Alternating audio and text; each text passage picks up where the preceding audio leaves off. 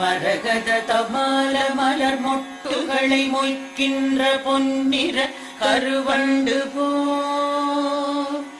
மாதவன் மார்பினில் வாசம் புரிந்தங்கு மெய்சிலிர் பேற்றும் விழிகள் மரகத தமால மலர் மொட்டுகளை மொய்க்கின்ற பொன்னிற கருவண்டு போல் மாதவன் மார்பினில் வாசம் புரிந்தங்கு மெய்சிலிர் பேற்றும் விழிகள் பரவும் பல்வடிவத்தின் செல்வ வளமாகிடும் திருமகளின் அழகு விழிகள்